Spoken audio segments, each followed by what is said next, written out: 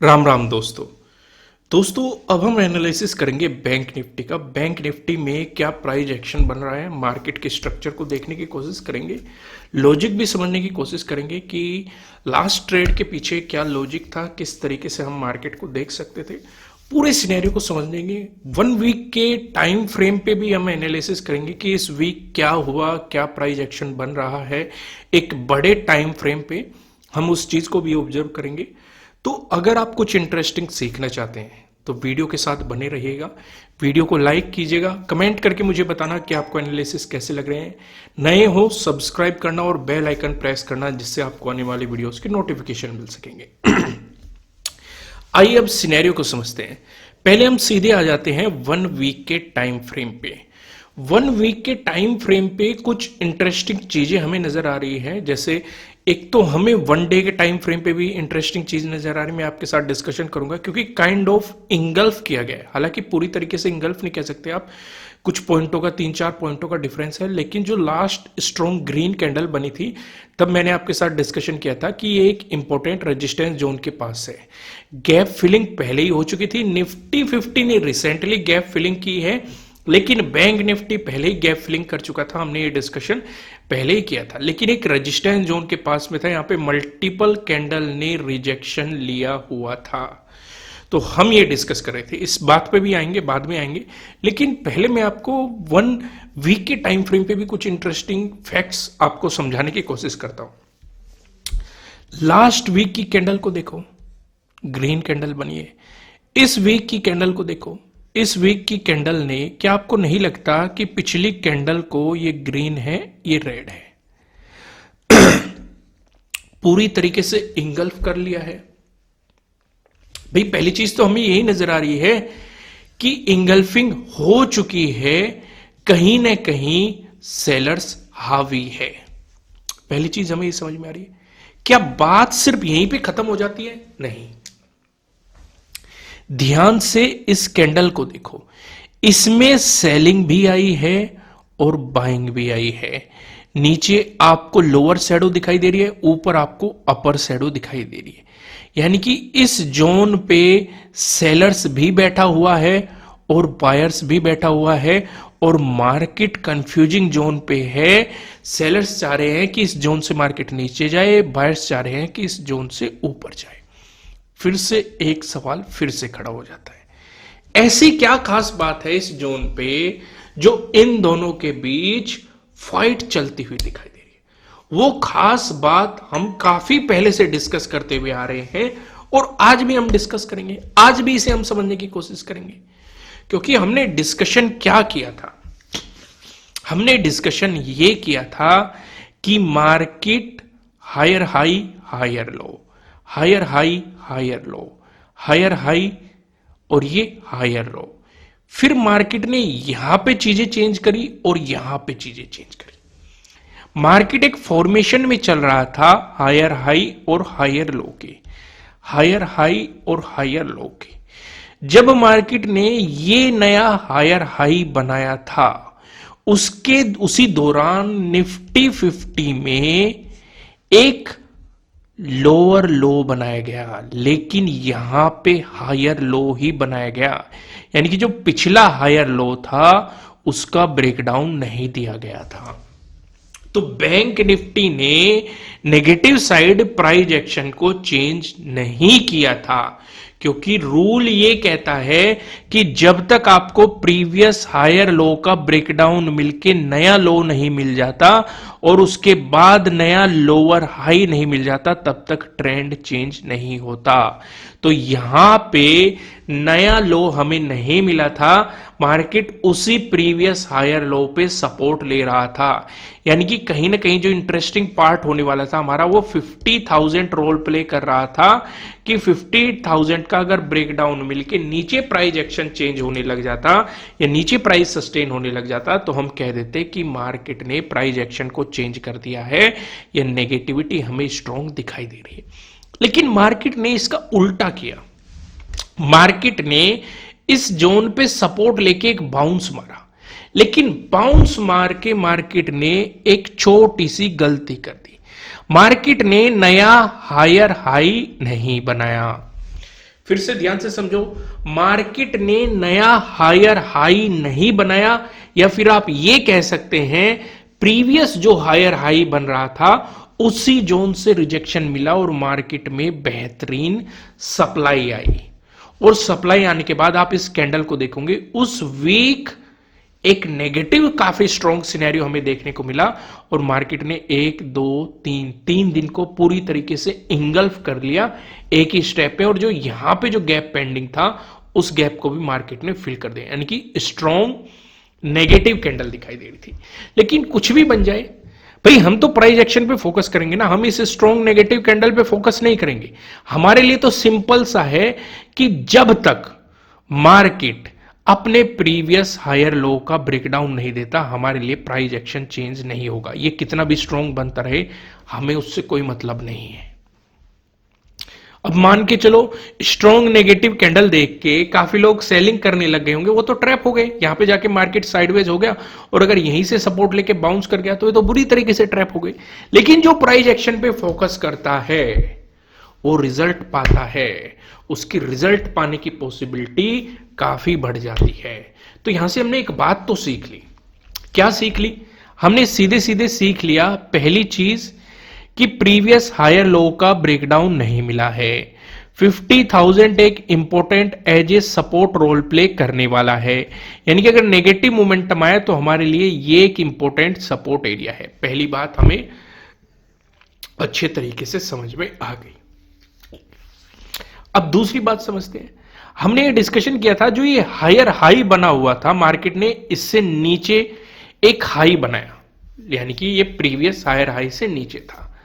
अगर मार्केट कहीं ना कहीं प्राइस एक्शन को चेंज करना चाह रहा है, यानी कि लोअर हाई लोअर लो लोअर हाई लोअर लो के फॉर्मेशन में जा रहा है, तो मार्केट को प्रीवियस हायर लो का ब्रेकडाउन साथ में 50,000 का ब्रेकडाउन देके हमें एक नया लो पकड़ाना पड़ेगा। ये भी बात हमें समझ में आ गई। लेकिन अगर मार्केट ने ये सिर्फ और सिर्फ ट्रैप करने के लिए समझाया है, तो मार्केट को बाउंस लेके नया हायर हाई बनाना पड़ेगा। नया हायर हाई बनाते हुए ये वाली थ्योरी फेल हो जाएगी, लेकिन अगर मार्केट ने नया लो बना के दे दिया तो ये वाली थ्योरी फेल हो जाएगी। समझ में आ गई ना कौन कौन सी थ्योरी की हमने बात की है? देखो, ना समझ में आई हो, ये बहुत इंटरेस्टिंग चीज थी। लोग आपको ये पेड कोर्सेज में सिखाते हैं, मैं यहाँ पे आपको फ्री ऑफ कॉस्ट समझाने की कोशिश कर रहा हूं, तो इसलिए इस पे थोड़ा सा फोकस दीजिए। नहीं समझ में आए एक बार फिर देखना शुरुआत से, तब भी समझ में ना आए तो आप कमेंट कर सकते हैं कि इसे इन डिटेल अलग वीडियो में समझाओ। ज्यादा लोगों की डिमांड होगी तो हम इसे टाइम निकाल के इस पे आपको अलग से वीडियोस जरूर प्रोवाइड कराएंगे। तो यहां तक चीजें समझ में आ गई। आगे बढ़ने से पहले मैं आपको एक जानकारी दे दूं, अगर आप मेरे सेटअप और स्ट्रेटजी सीखना चाहते हैं तो फिलहाल मैंने 75% ऑफ किया हुआ है। इस न्यू ईयर पे मैंने 75% ऑफ किया था, जल्द ही ऑफर खत्म कर दिया जाएगा। आपको नीचे डिस्क्रिप्शन में एप्लीकेशन का लिंक मिल जाएगा, मैं कमेंट में पिन कर दूंगा। आपको वहां पे दो चीजें मिलेगी, बेस्ट इंट्राडे स्ट्रेटजी, इस पे भी 75% ऑफ है, बेस्ट स्कैल्पिंग स्ट्रेटजी, इस पे भी 75% ऑफ है।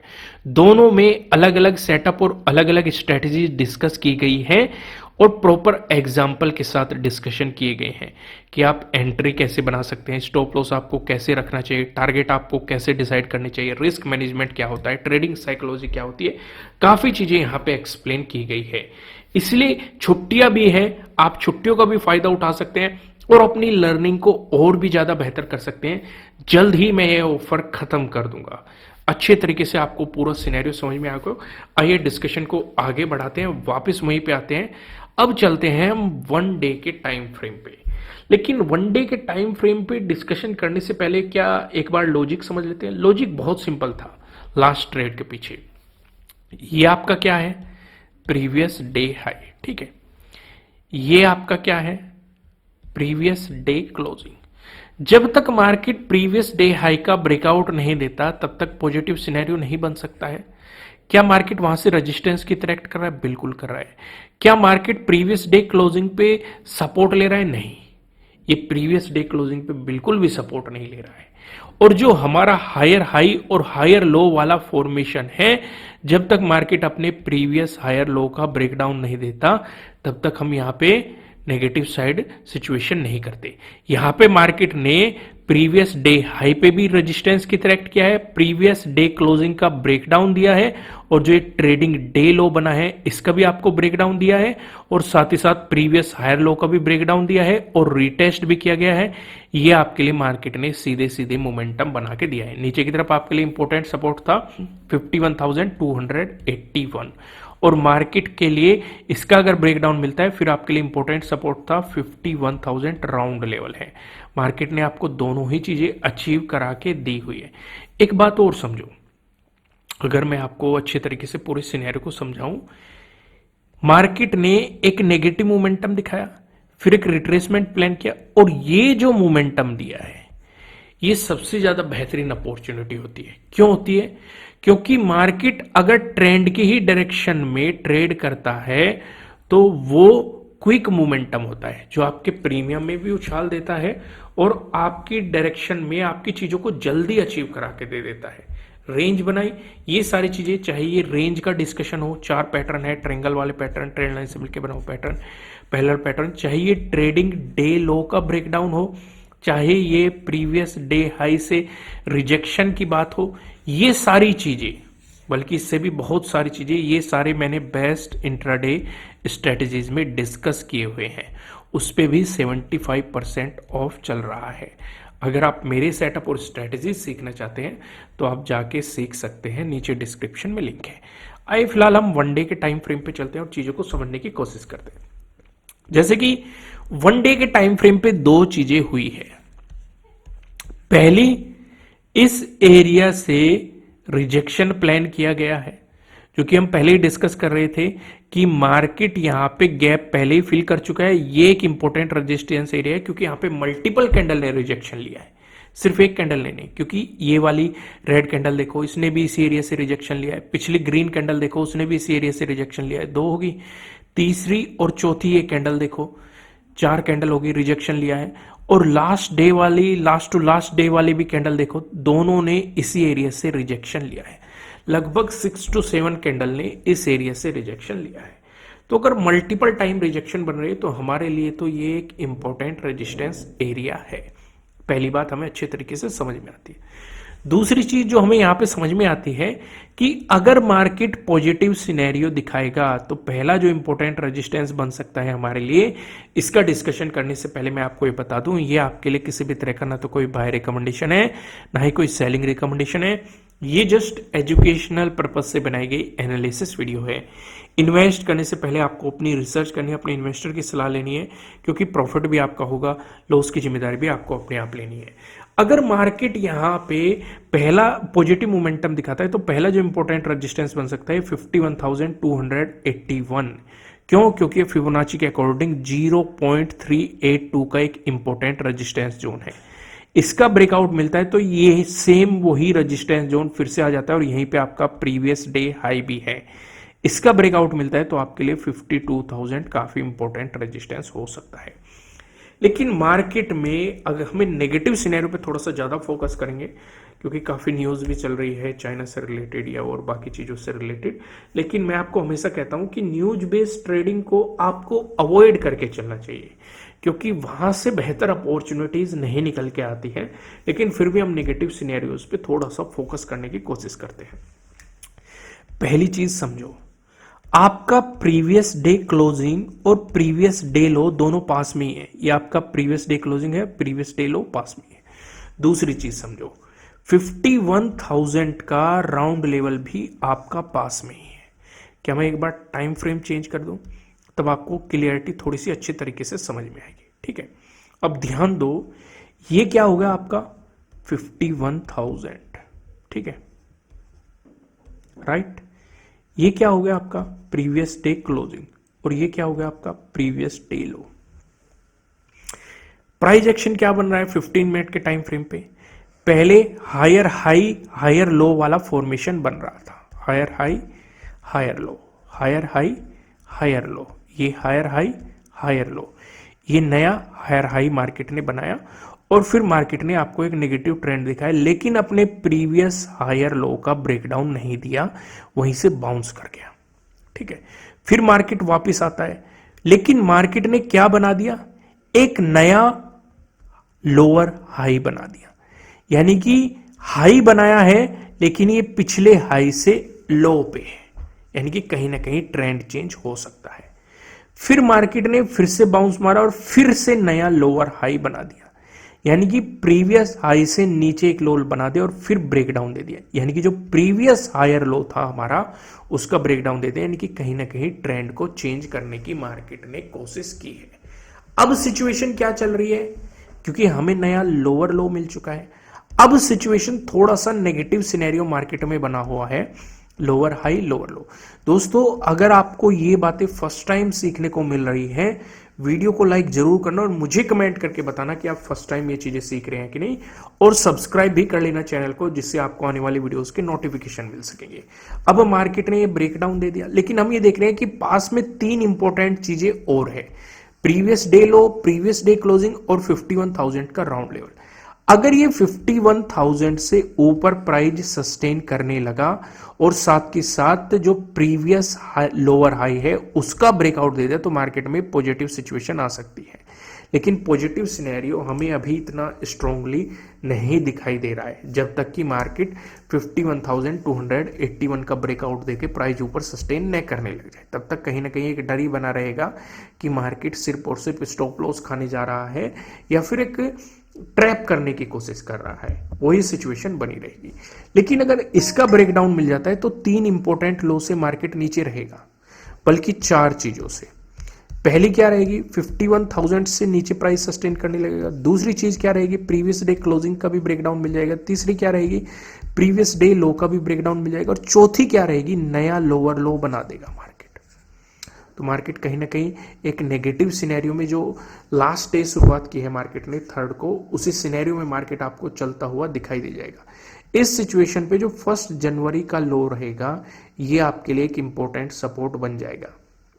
इसका अगर आपको ब्रेकडाउन मिला फिर आपके लिए जो इंपॉर्टेंट सपोर्ट बनने की पॉसिबिलिटी रहेगी वो हो जाएगी 50,275। ये सबसे ज्यादा इंपॉर्टेंट रहेगा क्योंकि 0.5 वाला जोन आ जाएगा फिबोनाची के अकॉर्डिंग। समझ में आ गई दोस्तों मैं आपको लास्ट में फिर से याद दिलाना चाहता हूं कि अभी 75% का ऑफ चल रहा है, कुछ ही दिनों बाद मैं खत्म कर दूंगा। चाहे आप बेस्ट इंट्राडे स्ट्रेटजी सीखना चाहते हो या बेस्ट स्कैल्पिंग स्ट्रेटजी सीखना चाहते हो, दोनों पे 75% ऑफ है। कुछ ही दिन बचे हुए हैं इस वीकेंड पे, अगर आप इस ऑफर का फायदा उठाना चाहते हैं। छुट्टियां भी हैं, नीचे डिस्क्रिप्शन में लिंक है, कमेंट में मैं पिन कर दूंगा। वीडियो को लाइक करना, कमेंट करके मुझे बताना कि आपको एनालिसिस कैसे लग रहे हैं। नहीं हो सब्सक्राइब करना और बेल आइकन प्रेस करना, जिससे आपको आने वाली वीडियोस के नोटिफिकेशन मिल सकेंगे। फिलहाल इस वीडियो में इतना ही, फिर मिलते हैं किसी नेक्स्ट वीडियो में, तब तक के लिए राम राम।